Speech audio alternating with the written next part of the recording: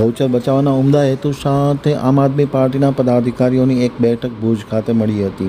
આ બેઠકમાં ગૌચર બચાવો અભિયાન શરૂ કરવામાં આવ્યું હતું। સાથોસાથ ગૌ અભયારણ્યની પણ રચના કરવાની માંગ કરવામાં આવી। હવે જે ગુજરાતીમાં પ્રતિનિધિ કિસ્સો સવાલ ગાય બચાવો ગૌચર બચાવો અભિયાન કચ્છ શરૂ કરવામાં આવ્યું છે। ગત તારીખ 13ના ગુરુવારના સાંજે 6 કલાકે ઉમેદ ભવન કલેક્ટર કચેરીની પાછળ ભુજ કચ્છ ખાતે ગૌચર જમીનો ઉદ્યોગપતિને અપાઈ ગઈ છે, તો ઘણી બધી જગ્યાએ ગેરકાયદે દબાણો થઈ ગયા છે। પંચાયત પાસે પણ આમ ગામની ગૌચર ક્યાં આવી છે તેનો કોઈ પણ ડેટા નથી। ગૌચર દબાણો દૂર કરવાની જવાબદારી સરપંચ, ટીડીઓ, મામલતદાર અને પ્રાંત અધિકારી કલેક્ટરની છે, છતાં કોઈ કાર્યવાહી થતી નથી। ત્યારે ગૌ બચાવો ગૌચર બચાવો અભિયાન કચ્છ શરૂ કરવામાં આવ્યું છે।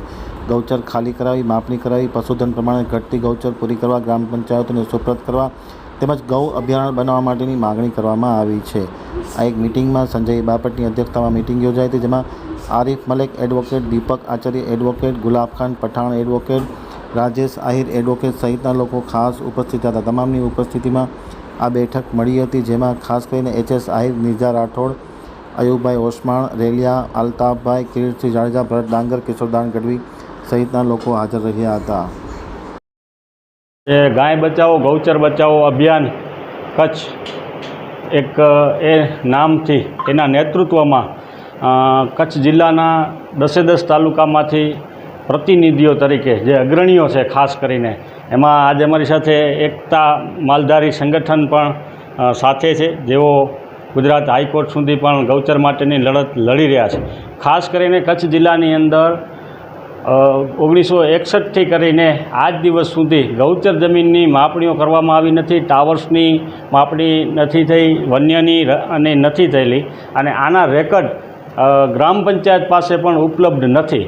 આની અવારનવાર રજૂઆતો છતાં કલેક્ટરશ્રી તરફથી કે મહેસૂલ શાખા તરફથી આજ દિવસ સુધી કોઈ પ્રત્યુત્તર મળેલો નથી। એટલે આ જે પણ આજે જેટલા પણ લોકો અહીંયા સાથે જોડાયેલા છે, તમામ લોકો પોતાની રીતે અલગ અલગ રીતે એમણે અનેક વખત રજૂઆતો કરેલી છે। એટલે અમે કચ્છ જિલ્લાની અંદર જેટલા પણ ગૌપ્રેમી છે, ગૌ ભક્તો છે અને ગૌચર બચાવવાની લડાઈ માટે લડી રહ્યા છે, તમામને એક નેજા હેઠળ એકત્રિત કરી અને ખરેખર જે અમારી ગૌચર બચાવવાની લડાઈ છે, ગૌચર બચાવવાની લડાઈ માટે એક સાથે કરી રહ્યા છે। એમાં આજે ખુશીની વાત એ છે કે અમારી સાથે 6 જેટલા એડવોકેટ મિત્રો ખરેખર ભુજની અંદર રહે છે એવા સ્વયંભૂ જોડાયા છે।